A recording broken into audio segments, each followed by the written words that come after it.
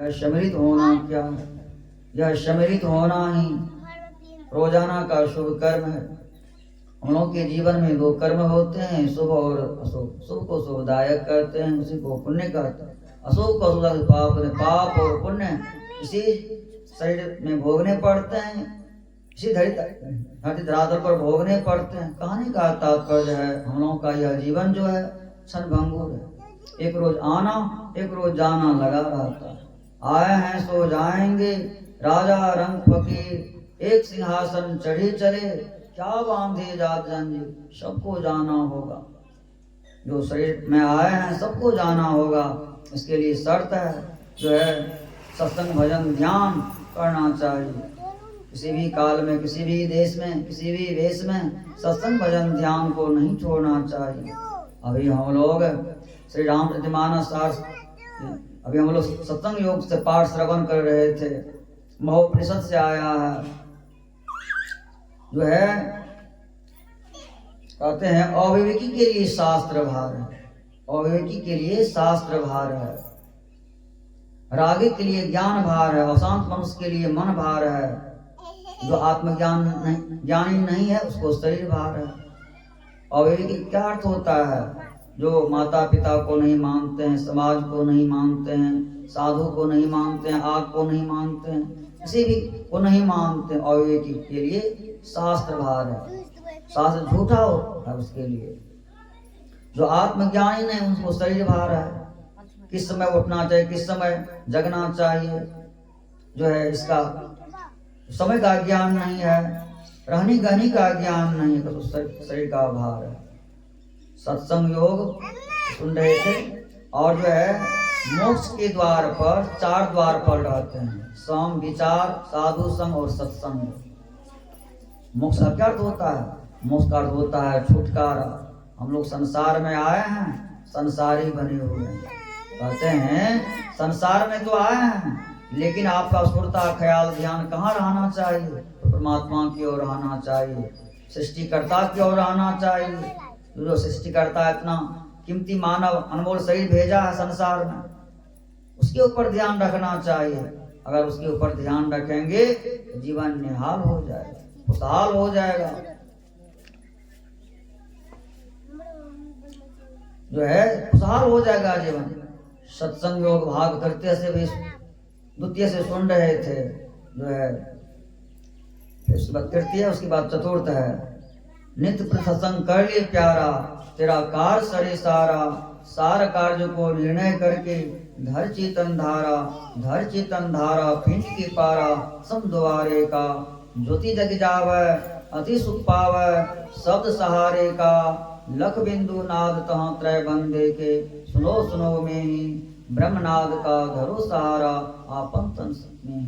अतः नित्य प्रसंग करने के लिए एक नित्य होता है, एक नित्य होता है। सुबह शाम दोपहर नित्य कीजिए, सभी रोज कीजिए। नित्य उठते बैठते सोते जागते सभी रोज कीजिए। हमेशा परमात्मा की ओर ध्यान लगाए रखिए।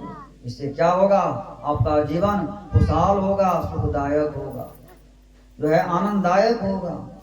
यह कैसा युग है? यह कलयुग है, महा कलयुग है। इसमें चारों ओर दुराचार, पापाचार, भ्रष्टाचार, अनाचार, व्यभिचार होता ही रहता है। इससे उबरने के लिए, बचने के लिए यही एकमात्र सत्संग ही श्रेय है।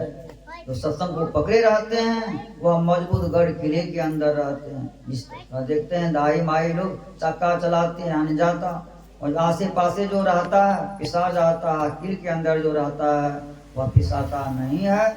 उसी तरह मजबूत गढ़ किले के अंदर रहना चाहिए। सत्संग भजन हमेशा करना चाहिए। गोस्वामी महाराज ने कहने कृपा किए, मति किरति गति भूति भलाई, जब जहाँ जतन जही जो पाई, सो जानव सत्संग प्रभाव, लोकहु वेदना आनु पाओ।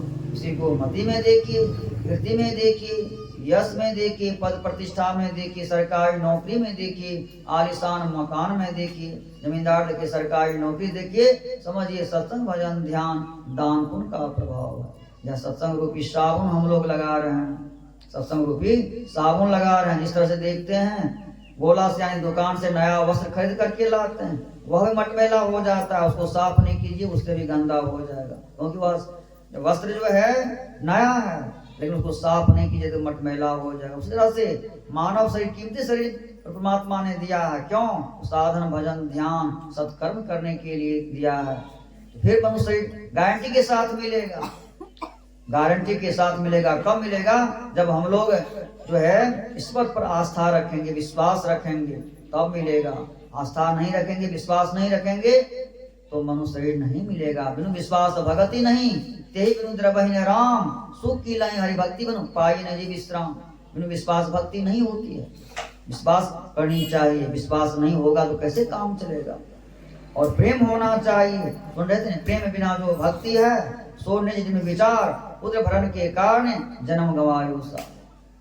प्रेम भी होना चाहिए। अगर प्रेम है तो अपने काम धंधों को छोड़कर पांव को सहलाते हुए जो है चंदेर बाबू के समस्त परिवार के निज स्थान पर पहुंचे हुए हैं। अगर नहीं प्रेम रहता तो आते नहीं आते। प्रेम है इसलिए आए हैं। अभी कवैया महोदय जो है दूर दराज से आए हो, क्यों आए? प्रेम के बिना है। संसार जो है, संसार कैसा संसार है? संसार को कहते हैं लोग दुखालय, लेकिन यह सुखालय भी है। एक रोज बिछोड़ना, एक रोज आना, एक रोज बिछोड़ना लगा रहता। जब आने के समय कितना कष्ट होता, फिर बिछड़ने के समय कितना कष्ट होता। दोनों समय दुखदायी होता है। कहते जिस तरह से देखते हैं जो है कन्या जो दान करते हैं, बेटी विदाई होने लगी कितनी रुलाई होती है, अपने सासुर जा रही है। कहने का तात्पर्य है नैहर में हम लोग हैं, सासुर भी जाना पड़ता है और सासुर से फिर नैहर में भी आना पड़ता है। आना जाना, गिरना पड़ना, उठना बैठना, यह सब क्या है? जो है कहते हैं गिरते पड़ते भी परमात्मा की ओर ध्यान लगाना चाहिए। जो है जो ऊपर चढ़ते हो अभी नीचे आते हैं। 10 मंजिला पर कोई है क्या? 2 मंजिला पर नहीं उतरते हैं, फिर नीचा नहीं उतरते हैं। सभी लोग 10 मंजिला पर आते हैं, इसलिए उतरना भी पड़ता है। तो हम लोग मनुष्य शरीर पाए हैं तो साधन भजन जो है ध्यान नित्य करनी चाहिए। इससे क्या होगा?